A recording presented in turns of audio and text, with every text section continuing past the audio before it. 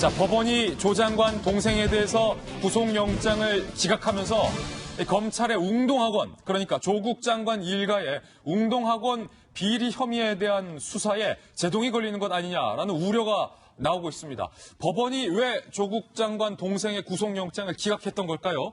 자, 법원이 밝히는 이유부터 한번 살펴보고 전문가들과 함께 이야기 나눠보겠습니다.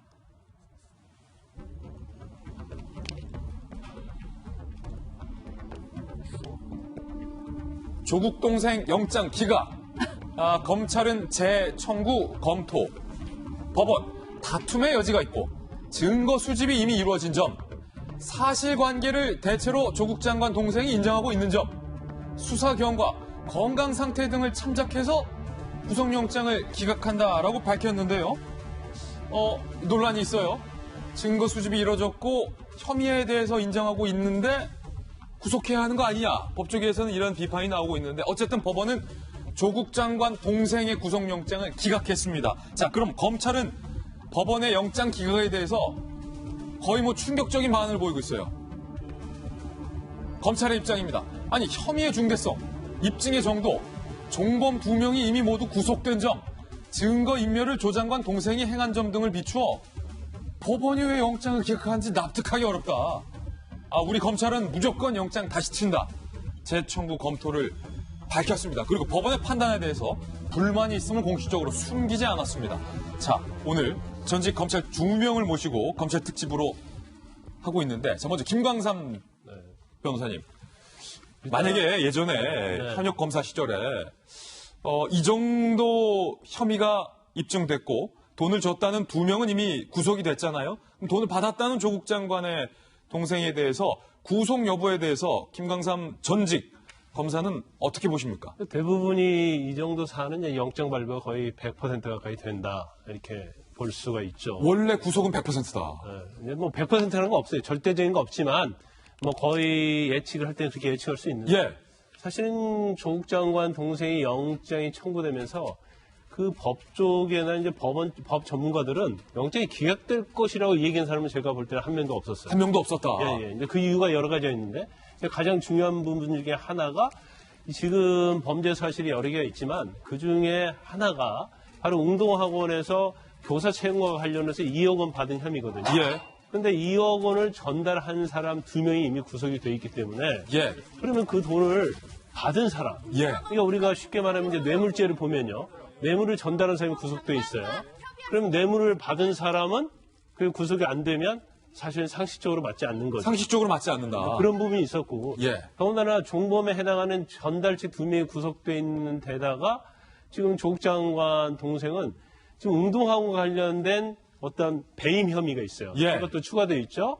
그리고 거기다 또 덧붙여서 증거인멸 혐의가 있어요. 증거인멸까지 했다. 전달한 사람들을 해외로 빼돌린 그런 증거인멸 혐의가 있기 때문에, 사실 이전에 이 관련된 구속자 2명보다도 혐의가 훨씬 더 많고, 거기다 이제 증거인멸 혐의까지 추가되어 있기 때문에, 우리가 영장 어떤 발부할 때 기준 중에 중요한 중에 하나가, 물론 이제 범죄 소명이 전제돼야 하지만 사안의 중대성, 이건 여기에 해당이 된다고 보고요. 그 다음에 증거인멸, 도주염려가 제일 중요하지 않습니까? 근데 증거인멸까지 한 의도가 있었단 말이에요. 그러면 영장 발부 사유는 충분히 해당이 되는데 왜 법원에서 기각을 했을까, 이제 그런 생각이 좀 들고. 그렇군요. 근데 검찰도 아마 영장 발부를 100% 확신했을 거예요. 그래서 이게 기각이 됐기 때문에 굉장히 당황을 했을 거라고 보고요. 그 다음에 우리가 생각하는 것은, 그러면 영장을 재청구할 수 있느냐? 그 부분은 좀 고민이 될 것 같아요. 왜 고민이 되냐면, 이게 범죄 소명이 안 되었다고 해서 영장을 기각시키면 다시 수사를 보완해서 영장을 청구하면 영장 발부 가능성이 있어요. 근데 지금 약간 기각된 것이 애매모호한 점이 있어요. 그러니까 다툼의 여지가 있다고 하는데, 그 다툼의 여지가 증거가 부족하다는 건가, 아니면 법리적으로 다툼의 여지가 있다는 건가, 그 부분을 명확히 하지 않았기 때문에 법원이. 그렇죠. 그러면 검찰 입장에서는 만약 영장을 다시 청구했는데 또 기각이 된다, 그러면 굉장히 부담이 갈 수밖에 없는 상황이기 때문에 아마 검찰 입장에서도 재청구할지 아니면 그냥 받아들이고 정경심 교수의 수사에 매진할지, 그거 조금 우리가 지켜봐야 할 것 같습니다. 자, 지금 검사 선배 김 선배는 법원의 영장 기각에 대해서 이해하기 어렵다. 법원이 왜 기각을 했는지 모르겠다. 라고 전망을 했습니다. 자, 그러면 또 한 명의 검사 출신. 자, 조응천 검사. 오늘은 민주당 의원이 아니라 조응천 검사의 신분으로. 자, 법원이 왜 기각한 거예요, 이거? 아마 자발적으로 출석에 응했고 또 건강 상태가 좋지 않다는 것까지 또 전과가 없다는 거 뭐 이런 걸 다 종합을 했을 것 같은데 저는 재청구에도 이게 발부가 될런지 의문입니다. 왜냐하면 예. 여기 보면 현 단계에서 조 씨에 대한 구속의 사유와 필요성, 상당성을 인정하기 어렵다. 되게 실무적으로 이 정도 영장 기각 사유가 나오면 이거는 재청구에도 안 내준다는 의미로 저희는 파악을 하고 있습니다. 이 정도면 법원이 검찰원에 재청구해봤자 우리가 안 해줄 거야 라는 의지다. 증거인멸 우려, 예. 혹은 도주 우려 없다. 이런 걸로 하면은 다시 또 수사를 해가지고 소명해서 청구를 하면은 발부가 되기도 하는데요. 구속 사유, 필요성, 상당성 다 인정하기 어렵다는 거는 그 어떤 경우에도 구속 영장을 내주기가 힘들다는 걸로 일단 실무적으로는 그렇게 보거든요. 예. 그러니까 근데 제가 좀 이해가 안 되는 게 지금 이 조국 동생 조모 씨는 제가 알기로는 혐의가 2개가 있어요. 예. 그 교사 2명, 2명 채용하면서 돈 받은 거. 그건 배임 수재. 예. 그다음에 웅동 학원 상대로 허위 공사 대금이라고 하는 그 돈을 청구해가지고 그걸 받은 거. 그건 배임. 이렇게 2가지로 됩니다.